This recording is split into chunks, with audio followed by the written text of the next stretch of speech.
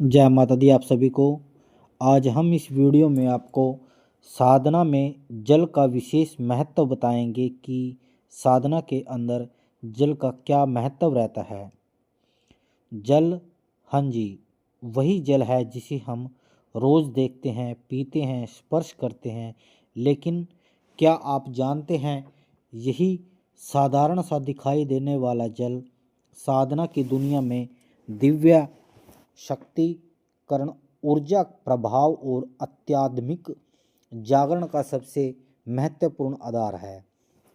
आज हम इस दिव्य अवसर पर हम जानेंगे कि साधना में जल का इतना विशेष महत्व क्यों माना जाता है, कैसे जल के मन, प्राण और चेतना को रूपांतरित करता है, और क्यों हर मंत्र, हर पूजा, हर यज्ञ में, हर आराधना की शुरुआत जल से होती है।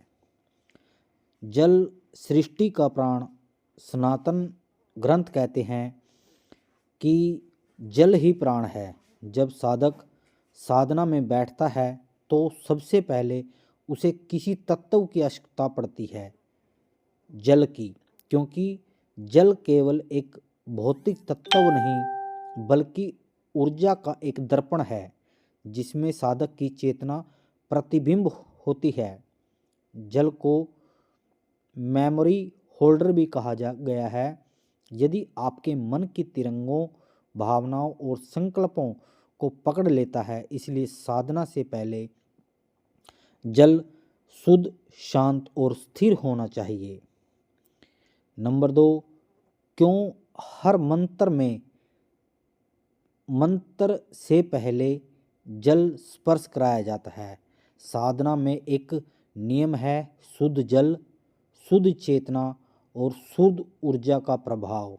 जब साधक जल को हाथ से स्पर्श करता है, जब करणोदय, आचमन और चरणोदक ग्रहण करता है, तो वह केवल एक क्रिया ही नहीं होती बल्कि एक ऊर्जा शुद्धिकरण प्रक्रिया होती है। जल को स्पर्श करते ही शरीर में मौजूद पांचों तत्वों संतुलित होने लगते हैं। अग्नि शांत हो जाती है, वायु स्थिर हो जाती है, पृथ्वी स्थिर हो जाती है, आकाश स्पष्ट होता है और जल मन को निर्मल बनाता है। इसलिए हर पूजा में कहा गया है, ओम अपवित्रो पवित्र सर्वावस्था। और फिर साधक जल आचमन करता है। यह साधक को बताता है, अब तुम दुनिया से नहीं बल्कि दिव्यता से जुड़े हो। जल साधक की ऊर्जा का एक कंडक्टर होता है। जल साधक के मन को कंडक्टर करता है, अर्थात मन की ऊर्जा ऊपर नीचे होती रहती है, उसे संतुलन में लाता है।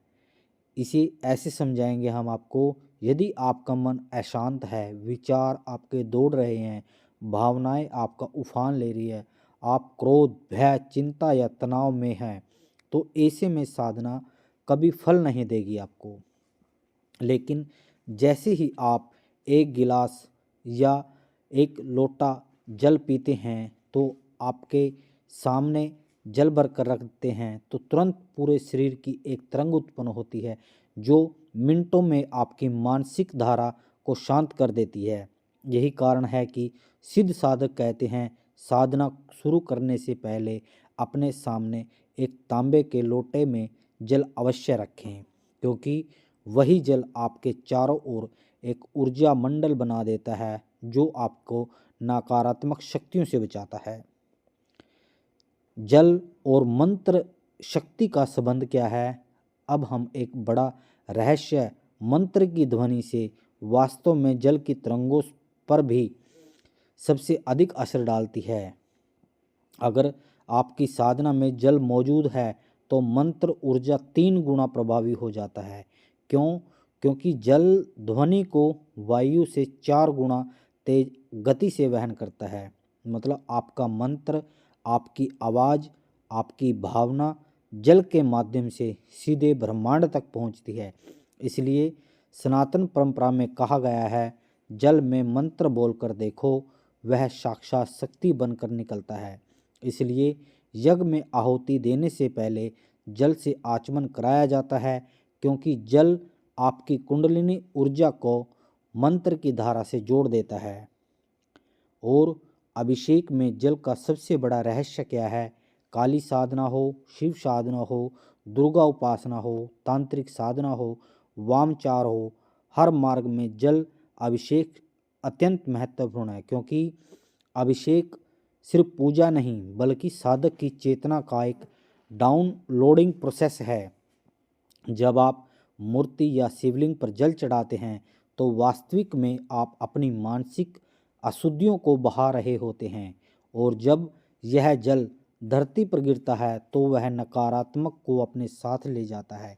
इसलिए अभिषेक को शास्त्रों में कहा गया है मन शोधन का सबसे सरल मार्ग।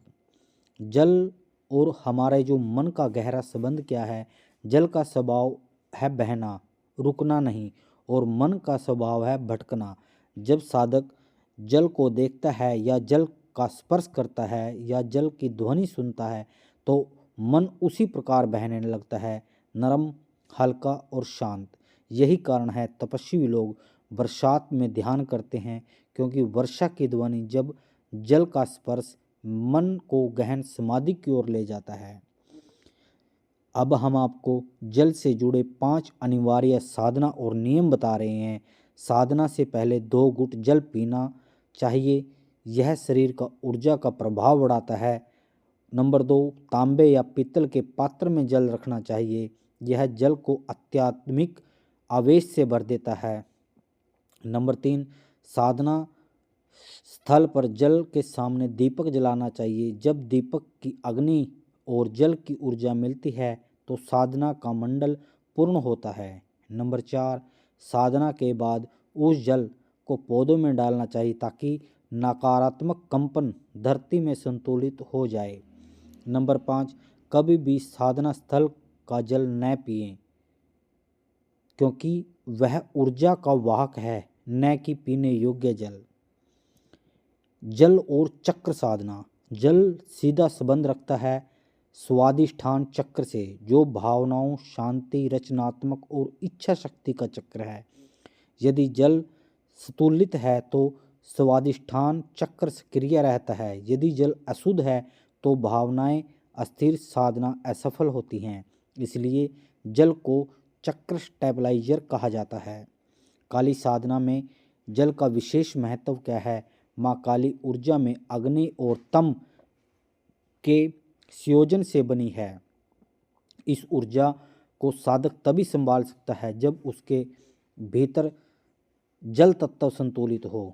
काली साधना में जल के 3 तरीकों का उपयोग बताया गया है।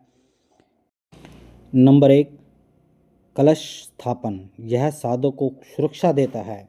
नंबर 2, जल तर्पण, यह पितरों और सूक्ष्म शक्तियों को शांत करता है। नंबर 3, अभिषेक और आचमन, अति शक्तिशाली ऊर्जा को संतुलित करता है, क्योंकि माँ काली का तत्व अग्नि है और साधक का तत्व जल। जब दोनों मिलते हैं तभी साधना संपूर्ण होती है। जल और संकल्प शक्ति। जल संकल्प को पकड़ लेता है, इसलिए साधना शुरू करने से पहले जल के ऊपर हाथ रख कर संकल्प लिया जाता है। जब आप कहते हैं मैं यह साधना पूरी श्रद्धा से करूँगा और जल उस संकल्प को पकड़ लेता है तो वह संकल्प पूरे ब्रह्मांड में फैल जाता है। इसलिए कहते हैं संकल्प सिद्धि का सिद्धांत। जल साधक का सबसे सच्चा साथी होता है। कभी भी साधना शुरू न करें जब तक आपके पास जल न हो। जल बहुत ज़रूरी है, क्योंकि जल मन को शांत करता है, जल ऊर्जा को संतुलित करता है, जल मंत्र को शक्ति देता है, जल नकारात्मकता को दूर करता है, जल ही ब्रह्मांड को आपसे जोड़ता है। सबसे महत्वपूर्ण, जल साधक को विनम्र, शांत, स्थिर और दिव्य बनाता है। यही कारण है कि शास्त्र जल में भगवान रहते हैं और साधक कहता है जल ही मेरी साधना का प्रमाण है। जय माता दी। आज हमने इस वीडियो के माध्यम से आपको साधना में जल के विशेष महत्व के बारे में आप सभी को बताया है कि कैसे जल के बिना साधना नहीं करनी चाहिए, वह हमें ज़्यादा फल नहीं देती।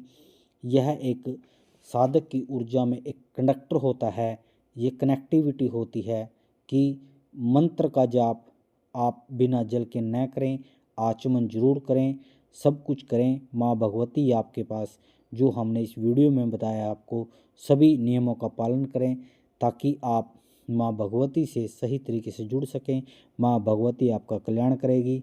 जय माता दी, जय गुरु महाराज की। आदेश आदेश आदेश।